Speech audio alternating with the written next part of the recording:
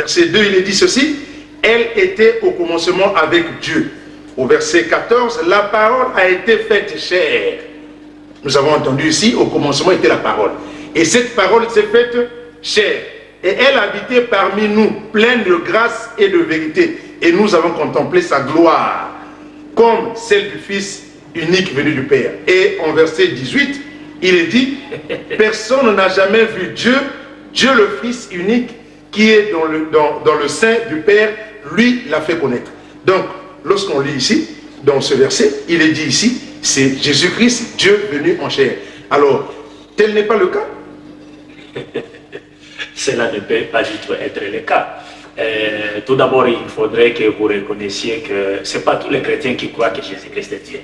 C'est-à-dire que parmi les chrétiens, il y a ceux qui croient que Jésus-Christ n'est pas Dieu. Entre autres, les témoins de Jéhovah, les gens de The Way International du Dr Paul Wierwell, et ensuite il y a aussi les mounistes également, le révérend Sam Myanmoun, ainsi que d'autres qui ne croient pas que Jésus-Christ est Dieu. Mais dis-moi, pour ceux qui croient que Jésus serait Dieu, et en se basant sur ce passage de l'évangile déjà, moi je dirais simplement qu'ils sont grandement dans l'erreur. D'ailleurs, lorsque l'Écriture dit, par exemple, au commencement était la parole était avec Dieu, et la parole était Dieu, cela veut dire quoi? Est-ce que cela équivaudrait, par exemple, à dire au commencement était la table, et la table était avec le menuisier, que la table était le menuisier? Non. Au commencement était la parole était avec Dieu, la parole était Dieu, ça veut dire quoi? Normalement, les chrétiens, naturellement, les chrétiens s'attellent sur le verset 14 qui dit, je cite, que vous avez d'ailleurs lu ici, et la parole a été faite chair. Et ils pensent qu'à partir de là, donc Jésus serait Dieu venu sur la terre sous forme humaine. Mais nous disons non, ils sont grandement dans l'erreur, puisque lorsque l'Écriture parle de la parole de Dieu qui est au commencement avec Dieu, il ne s'agit nullement de Jésus-Christ, mais il s'agit plutôt de l'ordre créatif par lequel Dieu tirait toutes choses du néant à l'existence, comme nous l'avions expliqué, n'est-ce pas, dans notre définition de Dieu, en disant que Dieu a créé toutes choses à partir du néant. Il a créé toutes choses à partir de sa parole. Et c'est ce qui est confirmé dans Genèse chapitre 1, verset, vous avez lu dans la Bible, moi aussi je vais m'en servir de la Bible pour vous démontrer cela. Dans Genèse chapitre 1, verset 1, il est dit ceci, vous pouvez lire même tous les chapitres 1 dans son entièreté, mais si je vais choisir juste quelques versets, au verset 3 par exemple, Dieu dit, il est écrit donc Dieu dit que la lumière soit et la lumière fit. Au verset 6, Dieu dit qu'il y ait une étendue entre les eaux pour séparer les eaux des eaux. Dieu fit donc cette étendue, sépara les eaux qui sont au-dessus de l'étendue avec les eaux qui sont au-dessus. Et il en fit ainsi. Ainsi de suite jusqu'à la fin. Vous remarquerez que partout, Dieu était en train de dire, donc l'Écriture nous dit que Dieu avait dit et la chose arriva. Dieu a dit et la chose est arrivée. Et nous disons que lorsque le verset dit au commencement était la parole était avec Dieu, la parole était Dieu, et rien de ce qui a été fait n'a été fait sans elle, il ne s'agit nullement de Jésus-Christ, mais il s'agit plutôt, comme je l'avais dit ici, de la parole de Dieu par laquelle il a tiré toutes choses du néant à l'existence. C'est-à-dire qu'au commencement de la création, Dieu a créé toutes choses par la parole. Puisque le Coran, dans son chapitre 36, verset 82, Dieu dit ceci, je cite, Bismillah ar-Rahman ar-Rahim, Innama amuruhu idha arada shay'an an yaqula lahu kun fayakun. Le Coran dit, donc j'ai traduit le verset en question, le Coran dit ceci, et lorsque Dieu veut faire quelque chose, son commandement est soit et la chose arrive. Et donc c'est ainsi, ici dans ce passage de la Bible, il est question de la création de Dieu qui était venu, que Dieu avait fait de l'existence des choses créées, ou des choses créées qui sont venues à l'existence par la parole de Dieu. Moi, dis-moi, les chrétiens s'appuient sur le verset 14 pour dire de Jésus que non, il est la parole, comme le premier verset dit que la parole était Dieu, et que cette parole, au verset 14, a été faite chair. Donc il voit par là, n'est-ce pas, la venue de Dieu sous la forme humaine à la personne de qui? De Jésus-Christ, que la paix de Dieu soit sur lui. Mais ils lisent le verset 14, ils s'appuient sur le verset 14, mais on a comme l'impression des fois, lorsque les chrétiens lisent ce verset-là, ils ne terminent pas tous les versets. Puisque le verset 14 nous dit ceci, juste à la dernière partie du verset 14, je vais les relire une fois de plus. Au verset 14, nous lisons ceci, la parole a été faite chair et elle a habité parmi nous, pleine de grâce et de vérité, et nous avons contemplé sa gloire, une gloire comme celle du Fils unique venu du Père. Donc le verset ne nous dit pas une gloire comme la gloire du Dieu unique venu sous forme humaine, mais plutôt une gloire comme la gloire du Fils unique venu du Père. Encore Fils unique, puisque nous, avec les chrétiens, nous ne nous attendons pas aussi sur l'appellation Fils de Dieu. Peut-être ça pourra, n'est-ce pas, intervenir après, on pourra aussi chercher à porter la lumière là-dessus. Mais dis-moi, pour ce qui est de l'esprit biblique, il est clair que dans ce passage, il ne s'agit pas de Dieu qui était venu sous forme humaine à la personne de Jésus, mais il s'agit plutôt de la parole qui a été faite chair. Et que signifierait la parole a été faite chair?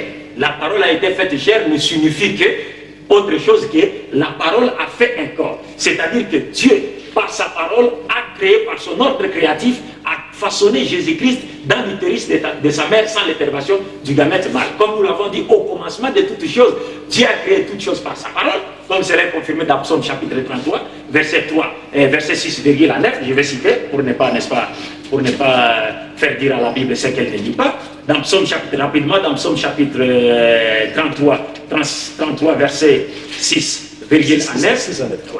il est dit ceci, je cite, verset 6, « Les cieux ont été faits par la parole de l'Éternel, et toute leur armée par le souffle de sa bouche. » Verset 9, « Car il dit, et la chose arrive.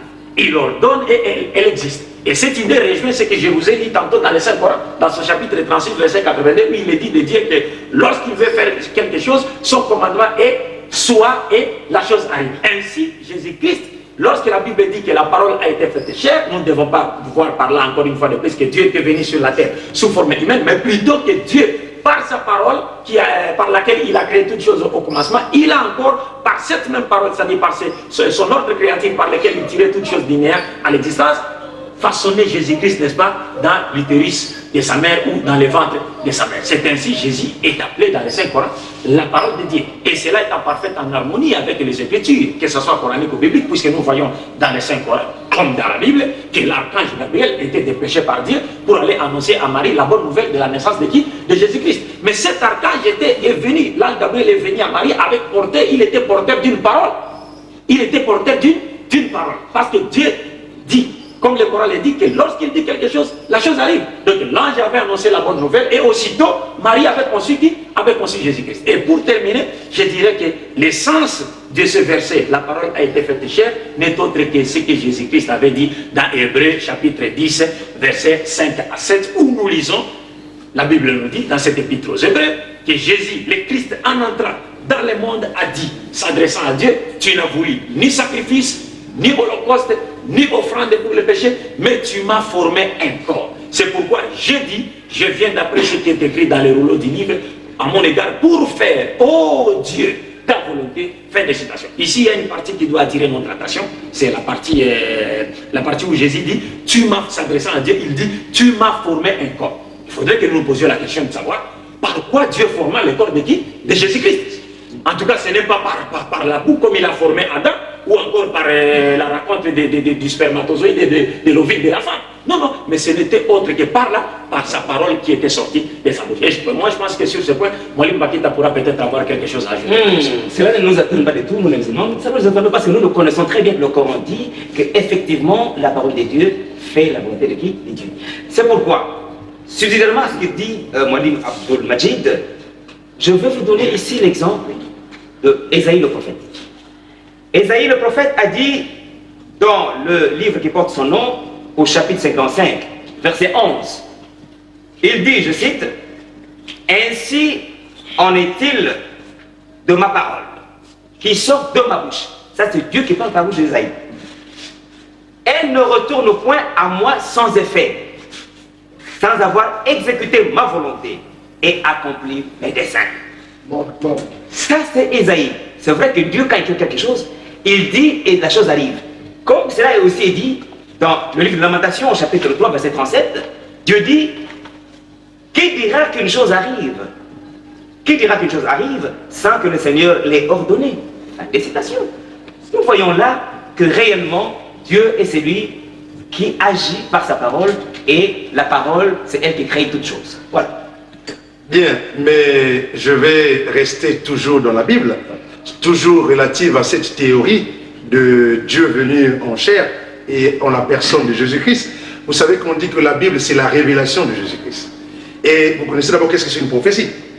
Bien sûr que oui. N'est-ce pas? Et vous savez que la prophétie vient des prophètes. Oui. Et les prophètes sont de qui? Les envoyés de Dieu. Les envoyés de Dieu. Bien sûr. Bon, mais lorsqu'on lit dans Ésaïe, moi lorsque je lis dans Ésaïe 35, je demande au chef téléspectateur de prendre cette référence. En lisant dans Ésaïe 35, versets 4 à 6, il est dit ceci. Dites à ceux dont le cœur palpite, fortifiez-vous, soyez sans crainte. Dieu, voici votre Dieu, la vengeance viendra. La rétribution de Dieu, il viendra lui-même cette prophétie, ce que nous retenons ici, il est dit, là, Dieu dit, il viendra lui-même, ça veut dire en d'autres termes, en personne, lui-même, et vous sauvera. Alors s'ouvriront les yeux comme signe que Dieu donne de sa venue. Alors s'ouvriront les yeux des aveugles, s'ouvriront les oreilles des sourds, alors le boiteux se taira comme un cerf. Ça, c'est une prophétie que nous trouvons dans le livre d'Ésaïe, dans le chapitre 35, versets 4 à 6. Et on remarque que l'accomplissement de cette prophétie s'est accompli en la personne de Jésus-Christ. Et lorsqu'on nous lisons dans Matthieu 11, chapitre 2 à 5, voici ce que nous lisons. Ça, c'est Jean qui le rapporte lorsqu'il était en prison. Or, Jean, dans sa prison, avait entendu parler des œuvres du Christ. Et il l'envoya dire à ses disciples, es-tu celui qui doit venir ou devons-nous en attendre un autre? Jésus lui répondit ceci. Allez annoncer à Jean ce que vous entendez et voyez. Il dit ceci. Les aveugles recouvrent la vue. Les boiteux marchent. Les lépreux sont purifiés. Les sourds entendent. Les morts ressuscitent. Et la bonne nouvelle est annoncée aux pauvres. Lorsqu'on remarque cette prophétie, on remarque son accomplissement en la personne de Jésus-Christ, tel que Dieu avait dit qu'il viendra, et on remarque que là aussi, les signes donnés se sont réalisés en Jésus-Christ. Pourquoi ne peut-on pas dire effectivement, voilà, Dieu qui est venu, le voilà en Jésus-Christ? Je donne encore une deuxième prophétie. Lorsqu'on va dans le livre de Zacharie, nous lisons dans Zacharie 12, 10, il est dit ceci. L'Éternel dit ceci. Alors, je reprendrai sur la maison de David, je reprendrai sur la maison de David et les habitants de Jérusalem un esprit de grâce et de supplication. Ils tourneront les regards vers moi, celui qu'ils ont transpercé. Ils porteront le deuil d'un fils unique. Ils pleureront amèrement sur lui, aussi amèrement que sur un premier-né. Là, c'est une deuxième prophétie. Et cette prophétie aussi s'accomplit en la personne de Jésus-Christ dans Jean chapitre 19, versets 32 à 37. Qu'est-ce qu'il est dit? Cette prophétie s'accomplit, se réalise lorsque le Christ était sous la croix. Il est dit ceci. Les soldats vinrent donc et brisèrent les jambes du premier, puis de l'autre qui était avec Jésus, qui était crucifié avec lui, donc avec Jésus. Il s'agit là de deux brigands qui étaient crucifiés avec Jésus. Arrivés à Jésus, et le voyant déjà mort, ils ne le brisèrent pas les jambes. Mais un soldat lui perça le côté avec une lance, et aussitôt il sortit de l'eau et du sang. Celui qui l'a vu a rendu témoignage, et son témoignage est vrai, et lui il sait qu'il dit vrai, afin que vous croyiez vous aussi. Cela est arrivé pour que l'écriture soit accomplie, telle qu'énoncée dans la prophétie. Quelle écriture? Il était déjà dit, aucun de ces œufs ne sera brisé. Aucun des œufs de ce Dieu qui devait venir. Et les œufs de Jésus n'ont pas été brisés. On lit encore, et ailleurs, l'écriture dit encore, ils regarderont celui qu'ils ont percé. Et vous remarquez ici, effectivement, on dit que le soldat a percé Jésus. Et Jésus a sorti le sang et de l'eau. Donc on remarque encore, là aussi c'est une prophétie, c'est l'Éternel qui avait dit, qu'il répondait son esprit. On remarque encore, ça se réalise en Jésus-Christ. Je donne encore un troisième. Lorsque nous lisons dans 1 Timothée 3 à 16, il est dit ceci. Il faut avouer que le mystère de la piété est grand. Celui qui a été manifesté en chair, s'il vous plaît, manifesté en chair. Nous avons dit ce soir, s'il vous plaît, chers amis téléspectateurs, c'est le poids des arguments et le choc des versets. Alors, donc, manifesté en chair, justifié en esprit et apparu aux anges, a été prêché parmi les nations, a été cru dans le monde et a été élevé dans la gloire. Et tout cela, c'est relatif à Jésus-Christ. Si la Bible dit, Jésus-Christ, Dieu manifesté en chair, de votre côté, y a-t-il des arguments contraires à cela, Monsieur Cheikh Abdel Malik? Bien sûr que oui, puisque juste après la lecture, votre lecture de ces passages de la Bible, nous nous sommes vite rendus compte que vous n'avez fait que reprendre les erreurs, n'est-ce pas, de certains de nos frères chrétiens, qui pensent que lorsque l'Écriture, par exemple dans Ésaïe chapitre 35, versets 4 à 5 ou à 6, Dieu dit que, ou l'Écriture dit que Dieu lui-même viendra, donc il s'agit par là de la venue, littéralement parlant, de Dieu sur la terre sous forme humaine en la personne de Jésus-Christ. Non, pas du tout. Là, vous vous biterez à une autre écriture qui est plus que claire. puisque dans Exode chapitre 3, verset 8,13 à 14, je peux lire le verset, n'est-ce pas, avant de vous expliquer ce que voulait dire Ésaïe chapitre 35. Donc je suis dans Exode chapitre 3, verset 8, Dieu dit ceci, je cite, « Je suis descendu pour les délivrer de la main des Égyptiens et pour les faire monter de ces pays dans un bon et vaste pays, dans un pays découlant de lait et de miel, dans la région où habitent les Cananéens, les Hittites, les Amoréens, les Phérésiens, les Héviens et les Jébuséens. » Ici, Dieu dit, je suis descendu. Dans votre passage, les passages que vous nous avez donnés ici dans Ésaïe 35, Dieu dit, je viendrai, c'est au futur. Mais ici, Dieu est déjà là, il dit, je suis descendu. Pour libérer qui? Les enfants d'Israël. Et au verset 13 à 14, il dit ceci. Donc Moïse s'adressant à Dieu lui dit, Moïse dit à Dieu, je cite, j'irai donc vers les Israélites et je leur dirai, le Dieu de vos pères m'a envoyé vers vous. Mais s'ils me demandent quel est son nom, quel répondrai-je? Dieu dit à Moïse, je suis celui qui suis. Il ajouta, c'est ainsi que tu répondras aux Israélites, celui qui s'appelle je suis m'a envoyé vers vous. Et vous comprendrez qu'à la lumière de ce passage, que Dieu a dit, je suis descendu. C'est comme si Dieu habite un lieu géographique quelconque et qu'il a littéralement quitté ces lieux pour venir sur la terre. Or, vous devez savoir que les mouvements de monter, descendre, venir, aller, ce sont des mouvements qui appartiennent dans le monde et qui sont relatifs au monde des créés. Ça n'a rien à voir avec le monde d'ici. Et dans Genèse chapitre 11, verset 5, Dieu avait dit encore, rappelez-vous, lorsque les êtres humains s'étaient mis à construire la tour de Babel, Dieu, pour mettre fin à cette entreprise humaine, avait dit dans Genèse chapitre 11, verset 5, s'adressant à ces âges, descendons sur la terre, allons les confondre. Confondre qui? Les êtres humains. Est-ce que Dieu était-il descendu littéralement parlant sur la terre, sous forme physique sur la terre? Non, Dieu n'est pas descendu. Et s'il faudrait encore revenir sur Moïse, toujours dans Exode chapitre 7, verset 1, Dieu parlant de Moïse, il lui dit, je t'ai fait Dieu pour Pharaon. Pharaon plutôt. Et Aaron, ton frère, te servira des prophètes. Or, vous savez que c'est Moïse qui était le prophète de Dieu. Et comme Moïse bégayait un peu, Dieu au départ lui avait ordonné, n'est-ce pas, de prendre, d'avoir à côté de lui son frère Aaron, puisqu'il avait le langage facile. Mais cette fois-ci, Dieu lui dit, toi Moïse, je fais de toi un Dieu pour Pharaon plutôt. Et Aaron, ton frère, sera ton prophète. Donc ici, c'est clair, comme vous le savez, le propre des prophètes, c'est de transmettre la parole de Dieu.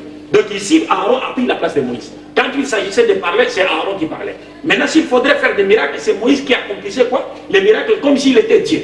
Mais Moïse n'a jamais été Dieu. Et bien que ce verset existe dans la Bible, qui est d'ailleurs plus que clair, puisqu'il n'y a aucun verset de la Bible où Jésus dit « Moi je suis Dieu », ou encore Dieu dit de Jésus que « Je t'ai fait Dieu », comme il a dit dans le cas de Moïse. Mais bien que ce verset existe dans la Bible, les Juifs n'ont jamais dit de Moïse qu'il était Dieu. Maintenant, qu'est-ce que signifie « Je viendrai où je suis descendu » ça ne veut pas dire, ça ne veut pas dire que Dieu est littéralement venu sur la terre sous forme humaine, puisque le Coran dans son chapitre 17, verset 95, je peux vous le lire, Dieu dit ceci, rapidement. Dieu dit, je cite d'abord les versets en arabe pour les traduire ensuite en français. Bismillah ar-Rahman ar-Rahim. Qul law kana fil ardi malaikata yamshuna mutma'inin lanazalna alayhim min as-sama'i malakan rasula. Sadaqallahu al-azim. Dit, s'il y avait sur terre des anges marchant tranquillement, nous aurions certes fait descendre sur eux du ciel un ange messager. Fin de citation. Ça dit par ce passage, dans ce passage du Saint-Coran, Dieu veut nous dire ceci. Si les anges habitaient tranquillement la terre comme des êtres humains, comme nous vivons sur la terre, Dieu leur aurait envoyé un messager ange. Ce qui implique à dire, comme les anges n'habitent pas la terre comme des êtres humains, il n'y aura pas un seul messager ange sur la terre pour prêcher directement la parole de Dieu à qui? Aux êtres humains. Dieu ne dit pas dans le Coran, dans ce chapitre 22, verset 75, Dieu reconnaît qu'il a ses messagers, qu'il choisit ses messagers parmi les anges et parmi les humains. Mais la seule différence en est que le messager ange reçoive la parole de Dieu pour la transmettre ensuite au messager être humain pour que ces derniers à leur tour transmettent la parole de Dieu à leurs semblables. Mais vous ne verrez dans aucune écriture inspirée où un ange s'est tenu sous un arbre ou sur une montagne et a été en train de prêcher directement la parole de Dieu à qui? Aux êtres humains. Ça n'existe pas. Et dans Jérémie chapitre 18, versets 5 à 8, Dieu dit, parlant des êtres humains et parlant de lui-même, il prend un exemple, il cite un exemple, il dit, moi Dieu, je suis comme les potiers, et vous les êtres humains, vous êtes comme de l'argile. De même que les potiers manipulent l'argile entre ses mains comme bon lui semble, ainsi moi Dieu, je vous manipulerai ou je vous manipule comme bon me semble. Cela implique à dire, si le potier ne peut pas avoir des raisons, ne peut pas se transformer en argile pour comprendre la qualité de l'argile, pourquoi croire ou accepter ou admettre un seul instant que le créateur de la matière s'est transformé en un être humain? Il est venu sur la terre pour chercher à comprendre les problèmes de l'homme qu'il a créé par le souffle de sa bouche. Ça ne peut pas exister. Donc continuer à croire à partir de ce passage que Dieu était devenu un être humain, ce serait vraiment se souscrire à l'une des doctrines païennes qui avait existé à l'époque, avant même que Jésus, avant même l'avènement de Jésus-Christ sur la terre. Puisque nous lisons cela dans la Bible, dans Actes des Apôtres, chapitre 14, verset 8, et on va aller rapidement, Actes des Apôtres, donc chapitre 14, à partir du verset 8 à verset 17. Il est dit ceci, je cite, à Lystre s'était né assis un homme important, des pieds, infirme de naissance et qui n'avait jamais marché. Il écoutait parler Paul qui fixa les regards sur lui et qui, voyant qu'il avait la foi pour être sauvé, dit d'une voix forte, lève-toi, droit sur tes pieds. Et il s'éleva d'un bond et se mit à marcher. À la vue de ce que Paul avait fait, les foules élevèrent la voix et dirent en langue lycaonienne, le Dieu sous forme humaine sont descendus vers nous. Voyez-vous, ici, après avoir vécu le miracle qu'avait accompli les apôtres et qui consistait à faire marcher un important par la permission de Dieu, le païen habitant de Lystre, voyant ce miracle, il s'était écrié, les dieux sont descendus sur la terre sous forme humaine. Et c'est ce que répètent les chrétiens. Ils disent de Jésus-Christ qu'il est Dieu venu sur la terre sous forme humaine. Mais si Jésus est Dieu venu sur la terre sous forme humaine, nous pensons que c'est Jésus seul qui est mieux placé pour nous partager sur cette question, savoir s'il est Dieu ou pas. Donc là, je vais peut-être passer la parole à mon frère Abdallah Moïm Abdallah Bakita pour qu'il puisse aussi nous apporter sa contribution. Merci beaucoup, monsieur le journaliste. Maintenant là, je vous amène vers un glissant que je sais. Toujours dans le cadre de cette expression dite descente de Dieu. Maintenant, je vous propose une autre expression dite visitation divine.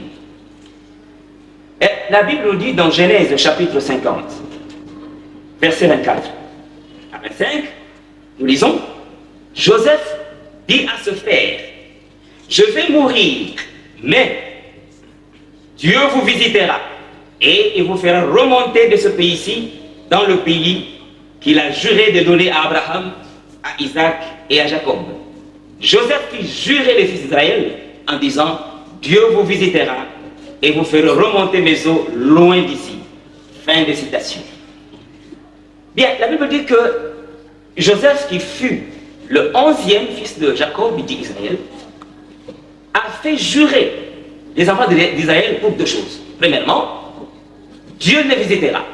Et deuxièmement, après sa mort, les Israélites vont faire remonter ces eaux de l'Égypte vers un autre pays.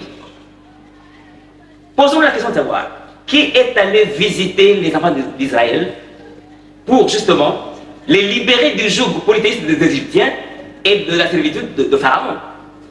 Nous lisons dans Exode chapitre 13, verset 19. La Bible nous dit ceci. Elle dit, Moïse prit avec lui les eaux de Joseph, car Joseph avait fait jurer les fils d'Israël en disant, Dieu vous visitera et vous ferez remonter avec vous mes eaux loin d'ici. Très bien. Maintenant, la Bible dit que celui qui est allé visiter, celui qui a visité les enfants d'Israël pour les libérer, c'était bel et bien Moïse et non Dieu. Puisque Dieu lui-même a dit, dans Exode chapitre 3, verset 13 à 14, il a dit, s'adressant à Moïse, j'ai entendu les pleurs des enfants d'Israël et je t'envoie Moïse vers eux. Et Moïse dit, oui, j'irai vers eux et je leur dirai, le Dieu de vos pères m'envoie vers vous. Mais s'ils me demandent quel est son nom, que dirais-je? Et Dieu dit, dis-leur que celui qui s'appelle Yahuwah vous envoie. En d'autres termes, celui qui s'appelle Je suis vous envoie. Fin de citation. Donc là-dessus, nous voyons dans ce contexte que ce n'était pas Dieu qui est descendu pour libérer les enfants d'Israël, mais il a envoyé qui? Moïse. Parce que Dieu lui-même a dit dans Amos chapitre 3 verset 7, je cite, l'Éternel Dieu ne fait rien sans avoir révélé son secret à ses serviteurs les prophètes. Fin de citation. Les prophètes de Dieu, ce sont ces messagers, ce sont ces élus qu'il suscite parmi les humains pour qu'ils aillent accomplir une tâche divine. Ils sont dotés du pouvoir de Dieu. Et ce sont véritablement les ambassadeurs de Dieu. Alors, comme a dit mon frère Abdul-Majid, mais Dieu n'habite pas un lieu géographique pour se déplacer et venir visiter les hommes et pour habiter ensemble avec les hommes. Non, loin de là. Dieu utilise toujours ses envoyés pour ce faire. Donc, bref, que signifie le terme descendre ou visiter? Ça ne veut rien dire d'autre que l'intervention efficace de Dieu dans une situation donnée. Monsieur le journaliste, je ne peux m'empêcher de vous donner à ce stade de débat une information qui vous servira à vous et à ceux qui nous suivent pour le moment de culture durant toute votre vie. Écoutez, vous devez savoir que la terminologie prophétique présente toujours ou quelquefois des idiomes qui ne sont rien d'autre que l'interprétation d'une figure de rhétorique ou imagée qui explique une situation qui doit s'accomplir dans l'avenir. Voilà bien là un cadeau pour vous, monsieur le journaliste. Bien, Dieu venu en chair, ça je m'en moque. Mais avant d'apporter ma petite contribution, monsieur le journaliste, souffrez que je me pose 2 ou 3 questions qui vont me permettre, ou vous permettre, n'est-ce pas, de comprendre la chose, et ça va aussi me permettre de bien préparer votre intelligence. Les questions, j'aimerais, si questions il y a, nous avons dit sur la base des Écritures, tel que vous êtes en train de le faire. Absolument, mais d'abord, je sais que c'est là. Mais je dis qu'avant d'entrer là-bas, j'aimerais quand même, parce qu'il faut quand même une introduction pour poser la question. Monsieur le journaliste, dites-moi, connaissez-vous le vent? Oui, bien sûr, pourquoi pas le vent, tout le monde connaît qu'est-ce que c'est le vent. De quelle matière a-t-il été créé ou a-t-il été formé? Mais si vous me demandez de dire de quelle matière a été créé, d'abord le vent il est invisible, comment voulez-vous que je puisse vous dire comment est-ce que ça a été créé? Je pense que Dieu seul, l'Éternel, connaît comment est-ce que le vent a été créé. Ah, très bien. Mais qui vous a appris à connaître le vent? Et ça c'est à partir de l'enseignement. Lorsque nous savons, nous n'allons pas à l'école pour rien. Donc vous voyez que quand le vent souffle, vous sentez que les arbres bougent. Il y a la sensation. Et vous sentez aussi que quand il souffle, vous sentez ça sur votre peau. Bien sûr, c'est la sensation. Merci beaucoup. Eh bien, vous dites bien que vous connaissez le vent, n'est-ce pas? Quand il souffle, les arbres bougent. Et quand il souffle, vous le sentez sur votre peau. Bien. Monsieur le journaliste, dans votre Bible, Dieu dit dans Exode chapitre 33, verset 20, il dit que Dieu est invisible et que personne ne peut le voir et vivre. J'insiste, personne ne peut le voir et vivre. Mais vous êtes en train de soutenir une théorie ici, selon laquelle Dieu est venu en chair, il est venu sur terre et a habité parmi les hommes. Mais alors, que direz-vous de ce passage-là que Dieu est invisible? Ça, c'est une question. Et aussi aux téléspectateurs qui peuvent répondre à cette question dans leur cœur. Oui, vous avez posé la question, elle est valable. Pour moi, je m'en tiens à ce que nous avons dit, que ce soir, nous voulons de la nourriture spirituelle que nous donnons aux téléspectateurs, que tout soit basé sur l'Écriture. Tel que vous le dites, lorsque vous dites que Dieu est invisible, effectivement c'est vrai, nous savons que Dieu est invisible. Mais au départ, lorsque je vous donne ces prophéties, je vous ai posé la question de savoir, connaissez-vous les prophéties? Qui donne les prophéties? N'est-ce pas les prophètes? Les prophètes viennent de qui? De Dieu. Bon, nous avons vu ici qu'il y a des prophéties, là où Dieu dit que je viendrai et voici les signes. Et à la manifestation de ces signes, on a vu l'accomplissement en Jésus-Christ. Donc, c'est vrai que vous dites que Dieu est invisible, mais moi je démontre par là, par rapport à ce que disent les Écritures. Je ne refuse pas, entre autres, c'est vrai que Dieu est invisible. Je comprends ce que vous voulez dire, ça devient maintenant en contradiction avec ce que nous disons. Ce n'est qu'une brèche. Merci beaucoup. Ce n'est qu'une brèche. Maintenant, je vous donne des preuves palpables.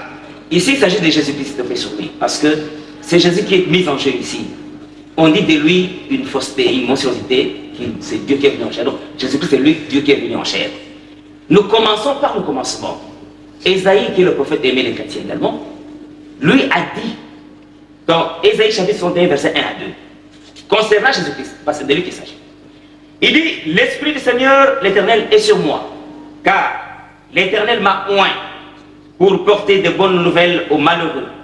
Il m'a envoyé pour guérir ceux qui ont le cœur brisé, pour proclamer aux captifs la délivrance, la liberté, et aux prisonniers la délivrance, pour publier une année de grâce de l'Éternel. Fin de citation. Eh bien, cette prophétie-là est accomplie, a été accomplie, ou l'accomplissement de cette prophétie se trouve dans Luc chapitre 4, versets 16 à 18. Luc chapitre 4, verset 16 et verset 14 à 16. Nous lisons. Ça, c'est juste maintenant on va maintenant se rendre compte de ce qu'avait dit Jésus-Christ sur cette prophétie-là. La Bible dit, il se rendit à Nazareth, donc c'est Jésus, où il avait été élevé, et selon sa coutume, il entra dans la synagogue. Le jour du sabbat, il se leva pour faire la lecture. et on lui remet le livre du prophète Ésaïe. L'ayant déroulé, il trouva l'endroit où il était écrit « L'Esprit du Seigneur est sur moi, parce que il m'a oint pour annoncer une bonne nouvelle aux pauvres. Il m'a envoyé pour guérir ceux qui ont le cœur brisé, pour proclamer aux captifs la délivrance et aux aveugles le recouvrement de la vue, pour renvoyer libres les opprimés, pour publier une année de grâce du Seigneur. » Ensuite, il roula le livre, le remit au serviteur et s'assit. Tous ceux qui se trouvaient dans la synagogue avaient les regards fixés sur lui. Alors, Jésus commença à leur dire, « Aujourd'hui, cette parole de l'Écriture que vous venez d'entendre est accomplie. » Fin de citation. Quelle est la parole de l'Écriture qui est accomplie? C'est Jésus-Christ a été oint pour annoncer une bonne nouvelle aux pauvres et il a été envoyé pour guérir ceux qui ont le cœur brisé. J'insiste, si Jésus-Christ avait dit, comme disent les chrétiens, que ce Dieu qui est venu en chair, mais ici Jésus lui-même dit, c'est un témoignage éloquent, que Dieu l'a envoyé pour annoncer aux pauvres la bonne nouvelle et pour délivrer ou guérir ceux qui avaient le cœur brisé. Il a été envoyé par Dieu. Mais comment appelle-t-on celui qui a été envoyé par Dieu, qui est envoyé par Dieu pour une tâche divine? C'est un prophète. C'est pourquoi ici, il ressort de ce passage que Jésus-Christ peut sourire, confirme et reconfirme sa messianité en tant que serviteur de Dieu. Donc, il a expliqué à la fois Ésaïe 35, verset 4 à 6, son accomplissement dans Matthieu chapitre 11, verset 14, vous avez dit, monsieur le journaliste. Donc, Jésus ici dit qu'il est le serviteur de Dieu. Pour vous donner alors une bonne soupe pour la compréhension exacte de cela, lisons également un passage dans Luc chapitre 7, verset 14 à 16. Jésus dit, il s'approcha et toucha le cercueil. Donc qui? Jésus. Et ceux qui le portaient s'arrêtèrent. Il dit, jeune homme, je te le dis, lève-toi. Et le mort s'assit et se mit à parler. Jésus le rendit à sa mère. Tous furent saisis de crainte et ils glorifiaient Dieu, disant, un grand prophète apparut parmi nous et Dieu a visité son peuple. Fin de citation. Je vous pose la question des journalistes. Qui est celui qui est venu visiter le peuple? Est-ce Dieu ou c'est Jésus-Christ? La réponse est, c'est Jésus-Christ. Alors, qui est celui-là qui a donné la vie, a redonné la vie par la permission de Dieu au cadavre? C'est bel et bien Jésus-Christ. Alors, quel était le témoignage du peuple? Le peuple a dit, voilà un grand prophète apparu parmi nous. Fin de citation. Donc Jésus-Christ n'est rien d'autre qu'un prophète. Et Dieu ne descend pas sur la terre pour venir habiter ce monde, mais il envoie ses messagers, comme il l'a dit dans Amos chapitre 1, verset 7. Il dit, l'Éternel ne fait rien sans avoir révélé son secret à ses serviteurs, les prophètes. Fin de citation. Bien, mais en attendant qu'on arrive finalement pour qu'on se fasse comprendre un peu, vous l'avez dit, la terminologie prophétique qui est utilisée dans les Écritures, mais moi je me réfère encore toujours dans les Écritures. C'est vrai que quand vous dites que Dieu est invisible, comme vous l'avez dit, mais quelque part aussi il y a l'Écriture. En ce moment-là, je dis, on arrivera. Alors, il est dit encore dans Philippiens, lorsque je prends la Bible, lorsque j'ouvre dans Philippiens 2,5. Non, monsieur le journaliste, je m'excuse beaucoup. Moi, j'aimerais que nous revenions encore sur le chapitre 11 de l'évangile de Matthieu, dans lequel la prophétie d'Ésaïe 35 et 4 à 6 a trouvé son accomplissement.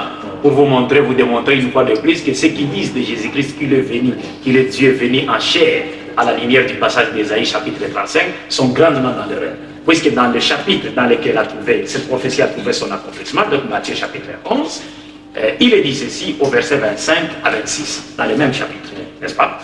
Il est dit ceci, je cite, « En ces temps-là, Jésus prit la parole et dit, « Je te loue, Père, Seigneur du ciel et de la terre, de ce que tu as caché ces choses aux sages et aux intelligents et de ce que tu les as révélées aux enfants. » Fin de citation.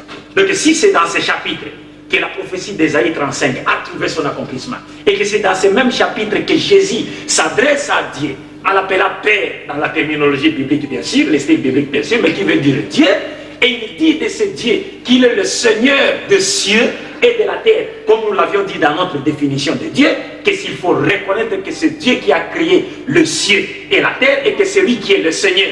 des cieux et de la terre, et Jésus se souscrit à cette logique de l'unicité de Dieu dans sa souveraineté. Cela implique à dire que Jésus n'est pas Dieu venu sur la terre sous forme humaine, puisqu'il ne se serait pas permis, n'est-ce pas, de faire un tel témoignage.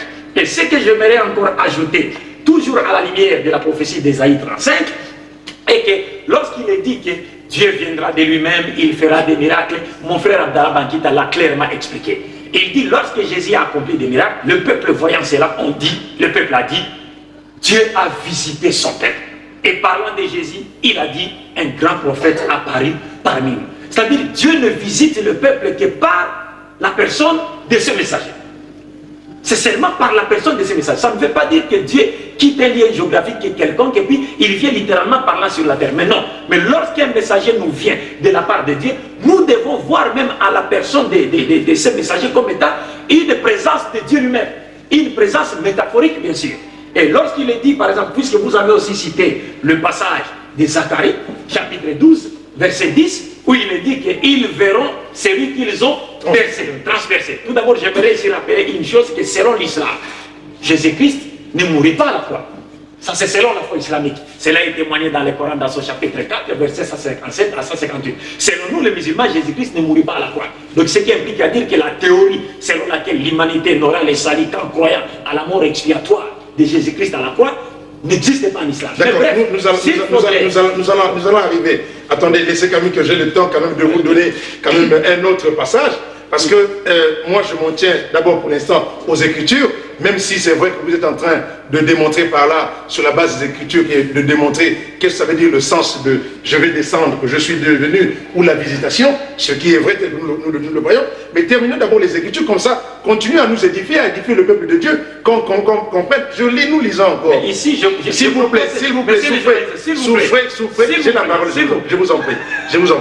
Alors, qu'est-ce que vous dites de l'écriture que nous retrouvons dans la Bible? Je lis dans Philippiens, chapitre 2, versets 5 à 8. Il est dit ceci: ayez en vous la pensée qui était en Jésus, Christ, lui dont la condition était celle de Dieu. Je ne sais pas, nous parlons français, la langue de Molière. Lui dont la condition était celle de Dieu. Il n'a pas estimé comme une proie à arracher d'être égal avec Dieu, mais il s'est dépouillé lui-même. On dit ici, il s'est dépouillé lui-même en prenant la condition d'esclave et en devenant semblable aux hommes. Après s'être trouvé dans la situation d'un homme, il s'est humilié lui-même en devenant obéissant jusqu'à la mort sur la croix. Alors, maintenant, vous voyez, dans ce passage, il est dit ici qu'on parle de Dieu et on parle de Jésus-Christ. Qu'est-ce que vous dites de ce verset? Mais ce verset est très clair. Et ce verset ne confère nullement à Jésus-Christ les droits à la divinité. Puisque vous vous êtes arrêté au verset 8. Mais il fallait continuer jusqu'au verset 11. Puisque dans ce même passage, qu'elle nous dit la Bible? Les contextes de ce passage, de ce chapitre, nous montrent clairement qu'il ne s'agit pas d'une attribution, n'est-ce pas, de la divinité ou du droit à la divinité à Jésus-Christ. Ça n'existe pas. Puisque le verset 9 à 11 dit ceci: c'est pourquoi, donc c'est lui dont vous parlez là, parce que vous dites qu'il s'est rabaissé jusqu'à la mort. C'est pas celui que je parle, hein, c'est ce que je lis. L'écriture dit ceci: il s'est humilié lui-même en devenant obéissant jusqu'à la mort sur la croix. C'est pourquoi aussi Dieu l'a souverainement élevé et lui a donné le nom qui est au-dessus de tout nom, afin qu'au nom de Jésus, tout genou fléchisse dans les cieux, sur la terre et sous la terre. Ce n'est pas devant Jésus, comme comprennent certains chrétiens mal avertis. Puisque quand ils lisent cette partie du verset, ils disent qu'il faut que tout genou se fléchisse devant qui? Devant Jésus. Or, Jésus-Christ lui-même a fléchi ses genoux devant Dieu lorsqu'il était, n'est-ce pas, lorsqu'il se mettait à adorer Dieu dans ses prières. Il a fléchi les genoux devant Dieu. Et les disciples également, les apôtres, ont fléchi les genoux devant Dieu. Vous vous rappellerez de la première tentation de Jésus-Christ. Quand Satan était venu les tenter, il lui avait demandé, n'est-ce pas, de se prosterner devant lui et de l'adorer. Et Jésus l'avait renvoyé dans l'Écriture, comme nous le faisons ici. Il a dit à Satan, il est écrit, tu adoreras le Seigneur ton Dieu, lui seul, et c'est à lui seul à qui tu rendras un culte. Donc il ne s'agit pas ici de s'agenouiller devant Jésus, mais plutôt que tout genou doit fléchir au nom de Jésus. Et le verset continue, nous sommes au verset 11, qui dit ceci: et que toute langue confesse que Jésus-Christ est Seigneur à la gloire du Dieu le Père. Vous comprendrez qu'au verset 8, 9, il a été dit que Dieu l'a élevé. Mais Dieu, personne ne peut l'élever. Lui, il est Elion. Il est Al-Ali. Il est déjà élevé. Et le prophète Mohammed, la paix de Dieu soit celui, nous dit que vous pouvez vous tous vous mettre à adorer Dieu et atteindre le plus grand degré de la piété. Mais jamais votre piété n'ajoutera ni ne retranchera quoi que ce soit de la divinité de Dieu. Puisque Dieu est Dieu avant comme après la création. Et ce que les chrétiens ne comprennent pas est qu'à la lumière de ce passage, d'ailleurs lorsque les chrétiens disent qu'il s'est dépouillé de lui-même, est-ce qu'allons-nous comprendre par cette expression ou par ces mots, il s'est dépouillé par il est venu de lui-même? Parce que c'est ainsi que comprennent les chrétiens. Qu'il est venu de lui-même. Non, non, non. Ici, il ne s'agit pas, le verset ne veut pas dire que Jésus est venu de lui-même. Parce que cela sera en contradiction flagrante avec ce que le Christ lui-même a dit dans Jean chapitre 8, verset 42, où nous lisons ce qui suit. C'est Jésus qui parle, pour vous montrer une fois de plus que nous aimons Jésus plus que les autres, puisque nous ne faisons que nous référer à ses propres paroles.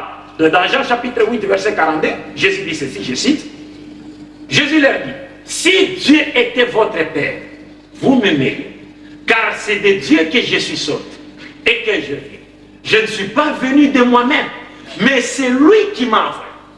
Il est plus que clair. Il dit, c'est lui qui m'a envoyé. Et mon frère Dalla Makita avait dit, comment appelle-t-on quelqu'un que Dieu a envoyé? Il ne peut être autre qu'un prophète, un messager de Dieu. Ici, Jésus parlant de lui-même, il dit, c'est Dieu qui m'a envoyé. Or, dans le verset, je ne sais pas, 7 ou 8 de Philippiens, il est dit que Jésus s'est dépouillé de lui-même. Maintenant, qu'est-ce que signifie s'est dépouillé de lui-même? S'est dépouillé de lui-même ne veut pas dire il est venu de par sa propre volonté sur la terre. Non. D'ailleurs, ce que les chrétiens doivent savoir est qu'à la lumière de l'esprit de ce contexte, Paul était en train de s'adresser à un auditoire païen. Un auditoire païen, philippien, romain, qui avait connu plusieurs divinités, fausses divinités. Et parlant donc de Jésus-Christ à cet auditoire-là, Paul cherchait à leur faire comprendre que le Christ de Jésus sur la terre, qui était doté du pouvoir divin, parce que le Christ disait tout pouvoir m'a été donné. Par qui? Par Dieu. Il était doté du pouvoir divin. Il accomplissait des miracles. Il existait, lui qui existait, souffle en forme comme de la condition. La condition, une condition comme celle de Dieu.